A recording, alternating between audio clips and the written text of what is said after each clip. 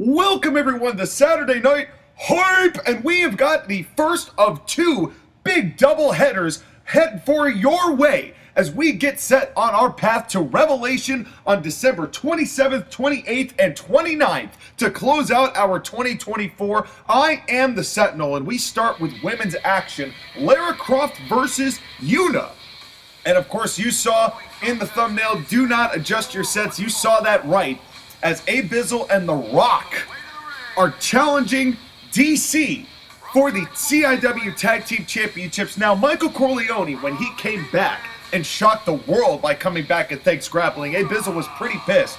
But he sent a whole mess of mail that he mailed basically right after that match, and a lot of that was his kind of final acts as the majority shareholder, at least until he maybe has his way, because word is Corleone and Abizzle are going to have a match at Revelation to determine who is going to run this shit in no certain terms. But basically that's it. If Abizzle wins, he's going to get the majority shares as Corleone will sell. But if Michael Corleone wins, then Abizzle's wrestling contract and of course the sale of that, it's over. We go back to business. Here comes Yuna. Now back to what's happening at this moment. Lara Croft and Yuna, the last time they fought each other was part of the triple threat match to determine the #1 contender for the Women's Championship at Revelation, won by Padme, who will be facing Wonder Woman for that women's title at Revelation, a 3-day event at the end of this month. But Lara Croft has been a little bit bitter of Yuna lately. Yuna debuted against Lara and won very convincingly on her way to beating Natalie Portman for the CIW Women's Championship at the end of last year. And Lara Croft, to some degree, feels like she is owed as a very long-time staple of professional wrestling and a multi-time champion in multiple different areas, felt that she was due, and that Yuna actually took that away from her. So we will see if Lara, who's got a chip on her shoulder, can come out with a win tonight. Here we go. And we've got a string of matches coming up next week. We've got the Mario Brothers versus Rain and Souls, and then Scorpion versus Ermac. Ermac cost Scorpion that one-on-one match to Sub-Zero at Thanks Grappling due to a count-out victory, and Yuna wrenching the head of Lara Croft, as Yuna is definitely a proficient striker, but also is known for a good amount of grapples, where there's a lot of meat and potatoes types of strikes when it comes to Lara Croft, and that big Tomb Raider of hers. Nice arm drag there from Lara. We get set on our way to end the year, and of course the CIW Anniversary Wrestlebrration, 11 years running, coming in February. That's going to be an incredible time, but we're a long ways away from that, but it's going to be on us right before you know it. Oh, and a nice punch to the gut as Yuna seemingly going tit for tat here with Lara in the early going, as Lara now winning the strike battle on this occasion, as referee John Goodman assigned to this contest. Be here all night, and throwing Yuna into the corner and close the gap very quickly there to Lara Croft. And what's Lara got planning here could be a big superplex, as both women are down from that big impact there in the middle of the ring. Lara up first, Yuna coming not too long behind. Both of these women very resilient, but Lara not really able to break through that glass ceiling. Had the very first match of the women's division in CIW against Padme Amidala when we broke that ground last year in 2023, and now wait a second. Oh, into a tree of woe. Lara takes Yuna, but seemingly not doing much about it at that particular moment.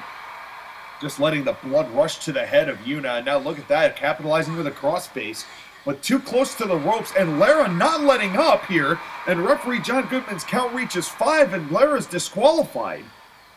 But definitely capitalizing on the referee's count.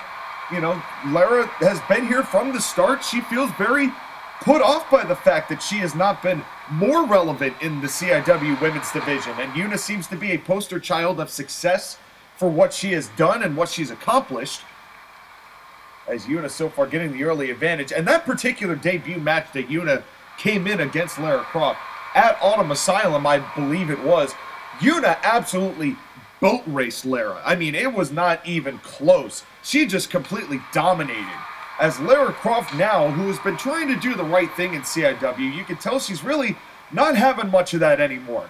especially, and blames Yuna for it, even though I'm not necessarily sure it's Yuna's fault, but Yuna stepping up to the table, she's not going to say no. But now, meat wallet mutilation here. Referee John Goodman giving Lara the business, and I don't think there's a need for that.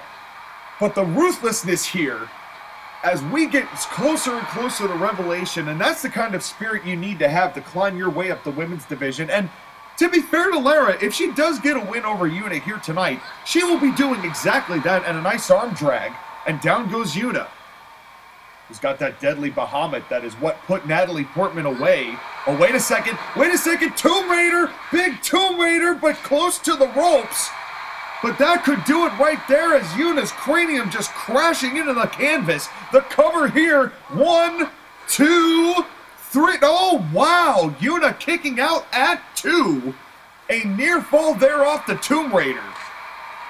As we mentioned, the resilience of Yuna, the summoner of many an Aeon in her day. Of course, cannot summon Aeons in the ring in CIW. That's now that Michael Colonial has resumed control. We are really trying to rein in the let's use our powers all the time stuff that we saw when Abizzle took a very chaotic course correction for CIW. But we will see how that all plays out at Revelation. The CIW Heavyweight Championship also on the line. Oh, nice drop toe hold from Yuna as Symbiote Spider-Man Bully Maguire, who's been an incredible CIW Heavyweight Champion, takes on the two-time CIW Champion Kratos in a gigantic main event.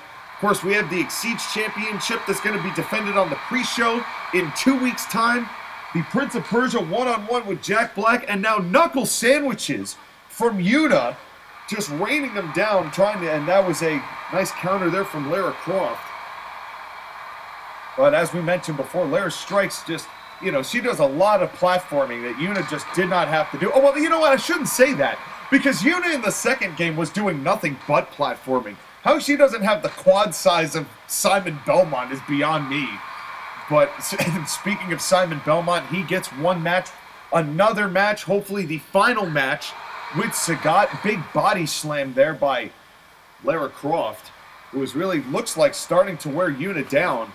But Yuna's staying in this as much as she can here, and a big clothesline from Lara, who does have a size advantage, both height and poundage, as it were. I do not know. We didn't do a weigh-in. We try not to ask. And even with the dudes. And now look at this bow and arrow. An incredible bow and arrow. Those knees right into the back of Yuna. And that bow that she carries around her waist, I don't think that's going to be enough to block the damage. Could be enough here. The cover from Lara. 1, 2, 3. Oh, only 2. Yuna kicks out again. And I thought that would have done it right there. Which one of these women is going to cap off our CIW December? Of course, the Tag Team Championships on the line. Piccolo and Reptile, the Greasy Green Gigolos, cash in their Rebels and Red Coach Championship opportunity against DC. Or the winners tonight, should the Rocks win, should Abizzle and the Rock win the championships, then that will be a match between Piccolo and Reptile and Abizzle and the Rock. Dear God. And a low blow message sent, and a low blow into another Tomb Raider. And you hate to see that, but a resilient counter from Lara Croft, who is not messing around in CIW. 1, 2, 3. And that, you just got to give Lara Croft some credit. That was an impressive win from Lara to take Yuna down. 2 Tomb Raiders. I mean, you hate to see the dirty tactics, but Lara's been bitter, and when people get bitter in CIW, they always take the shortcuts. And it's really bothersome, but Lara picking up a huge win, and what does this mean for Lara Croft's future here in CIW with championship aspirations in mind? But what a way to kick off this Saturday Night Hype. We got one more match for you, ladies and gentlemen, and it is a doozy of a matchup. Your winner, Lara Croft, in an impressive fashion after the Tomb Raider pinfall, after a meat wall mutilation kick. But now we get to our main event. Folks, I do not know how Abizzle forked out the kind of money necessary to get The Rock to team with him, because he has mentioned he is The Rock now, and they have told me they are going by the name The Rocks. And they're going up against the guy who is known for water in Aquaman and Batman. And now, I do recognize that part of this, especially for Abizzle, who is wearing a very, very nice jacket, if I do say so myself. Big fan of that red color with the flowers. God, he looks real sharp in that. As Abizzle, who has said to me, I am going full rock. He wants to make sure he captures full control of this company. And I won't lie to you, personally speaking, I would benefit greatly from that. Abizzle's been hooking me up with a lot. Most recently, a latte maker. And I'm not talking about a machine. I'm talking about a guy who comes here and makes me lattes. It's the greatest. And you know what? I don't even have to tip him because Abizzle's paying him a solid wage from what he tells me. And I'm going to take him at face value and hope that he is not lying to me, which he doesn't usually. But Abizzle looking to capture gold, as this would be a very huge coup on the part of Abizzle if he is able to win tag championships with The Rock. And that would mean that The Rock has to come back and defend these belts, you know, once every like 6 months to 8 months, depending on how long it takes. And I really hope that that is not the case.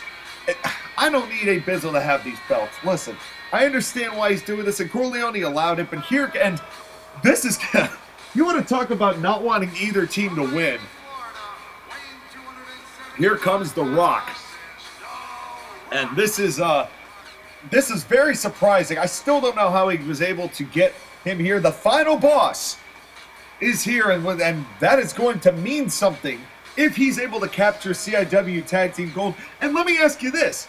If he comes with CIW Tag Team Gold and wins it here tonight, when he shows up on WWE programming again, is he going to be carrying that with the People's Championship? Follow-up question. Why doesn't he have the People's Championship here? Maybe he felt like he was trying to stay on even ground with Abizzle. Maybe he didn't want to get upstage because, truthfully, Abizzle's ABP Championship, which is currently around the Prince of Persia's waist, looked way better than The Rock's People's Championship, and it was not made for a bullshit reason. There was at least some level. I mean, Abizzle dropped 50 grand on it just to say that he could drop 50 grand on a belt that he custom made. So it's all about Tiger energy, and that was when he was big with the moon. But I have heard that Abizzle and Jack Black have not been in communication with each other. They have not talked since Thanks Grappling. And I mean, that's because Abizzle has also had other things on his mind. But here comes the champs. Here come DC, done caring, as they have just held these CIW Tag Team Championships hostage. That's the only way I can put it. They beat Frozone and Mr. Incredible for them way back in the day when CIW and TAW were having their feud back in 2023. They kept these belts, and then they formed DC with the Penguin and that jackass the Joker and the Flash, who we have not seen, and I don't think anyone in even DC is complaining about that, to tell you the honest truth.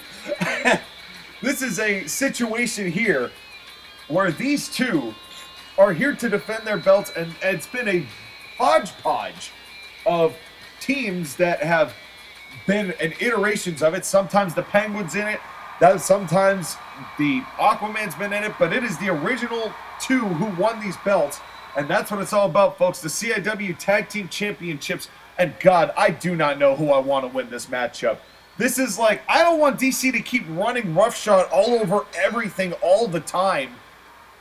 But at the same time, I can't let Abizzle's ego get so far to say he won tag titles with The Rock. Like, that's DC level ego. And I said it was personal before, and you see it right there as Aquaman and Abizzle going right after each other. Remember, these two fought for the Exceeds Championship last year, and Abizzle actually had his suit ruined by Aquaman in the back with a sanitation truck. Abizzle has still not forgiven him for that, because that was the first suit that Abizzle was ever given in CIW, and that was completely ruined. I mean, it was linen. It was gold tiger print linen, and it soaked into the fibers immediately. And this is just an absolute chaos to start here, as Batman and Aquaman, as all four of these guys in the ring starting off hot here. The Rock trying to get Chippy involved. A nice over-the-top suplex there from Aquaman. Take a drink. or a scoop of ice cream, as now Aquaman is facing The Rock and Abizzle 1-on-2 and handling himself. As The Rock now coming back in, but Aquaman is just not letting it happen. As now referee John Goodman trying to talk with The Rock. I don't know if The Rock and John Goodman have ever had a movie together, but this could be the start of a beautiful friendship if they really start to talk to each other. But and now Abizzle starting to get back on track here with a pullover pile driver, and that could be enough there. Abizzle really could make could use a tag here. He's taking a lot of punishment, and now tagging in The Rock, and here comes the Brahma Bull for the first time in this matchup, and just repeated kicks to Aquaman, and now The Rock just stomping him, and now leaning the knee into Aquaman's very chiseled jaw. Aquaman, who had a hell of a 30-minute Iron Man match with Symbiote Spider-Man at Autumn Asylum, came up just a little bit short. Batman got the absolute beat-Jesus. He was beating the beat-Jesus out of Sephiroth, I should say. And he's going to have a matchup with Sephiroth, and that was done because someone on the behalf of Bane. And now capitalizing on the count from that Aquaman, that starfish. Oh, what a back elbow! And I don't remember what I called that cloverleaf-like maneuver, the lily pad-like maneuver. And now The Rock just throwing Batman out of the ring. As Batman now looking for a big right hand from The Rock down to Aquaman, who is not looking good. He has had that jaw repeatedly jacked by both The Rock and Abizzle here. Really could use a tag into Batman. Abizzle tagged in. AB went for a spinning heel kick, and Aquaman now starting to slip his way. He's a very slippery individual, as we have well documented. But a former 3-time Exceeds champion at that. His record speaks for himself. Tag team champion alongside the rest of DC, Batman, and Penguin. And now a tag into The Rock. A big man Rock, and we talked. Oh, and The Rock just took down DC with one punch. As we might be getting new champions here at the rate that we've seen going. But now another big over-the-top suplex there from Aquaman, and take another drink. Northern Lights in nature. Right hand, and now another drop kick from Batman. This is Batman's first time in the ring. And Batman just beat the piss out of Sephiroth before his #1 contenders match against Jack Black for the Exceeds title. Again, Prince of Persia versus Jack Black, main eventing the pre-show in 2 weeks' time on the 21st. Couple matches as well on top of that. There's an open challenge from Ken Masters, as well as Nathan Von Schrader and Brandon Ulrich versus the other Rangers. Stay tuned for that. Big-time Samoan drop from The Rock, and a cover from Batman right in the corner of DC. And that is some arrogance that I really expect more out of DC than I do most people. But this is The Rock and Abizzle we're talking about, and this has kind of been the vibe that they've been giving off the entirety of 2024. Wait a second. Oh, God! It was like a reverse Razor's Edge flip down. And this is where I wish JOSHAGEDDON were here. I'm sure he'd know the name, but that was a very innovative and impressive maneuver there from Aquaman. But The Rock and Batman, boy, what a big-time matchup that is. Power slam. Batman and The Rock tag into Abizzle. With this vendetta against DC, I mean, Abizzle did get kidnapped. Batman did break Michael Corleone's leg, and that was when Abizzle and Corleone were on good terms.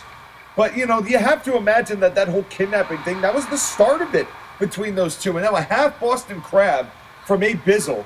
And this could be it, as Aquaman getting there, doing a really extra spinning heel kick in order to get it. But Aquaman's still trying to get his bearings here, as is Batman, as Abizzle and The Rock have been a very efficient tag team up to this point. And now The Rock and Abizzle, and now, and a counter there, and Abizzle, who went up to the top, but Batman saw it in time, and now looking for a nice hammerlock here. A big hammerlock is now The Rock arguing once again with John Goodman. DC slowly taking advantage. Folks, I don't even know who you all are picking in this matchup, and now look at this, a sharpshooter into the corner, a big sharpshooter in the corner, but Abizzle right at the ropes. Not that Aquaman cares, as the referee's count almost could be knocking The Rock out, and the only count up to 3 before Batman decided to break it. But Abizzle's not looking good now, as he has taken a sizable amount of punishment, as has Batman, as has Aquaman. And Abizzle now getting back up.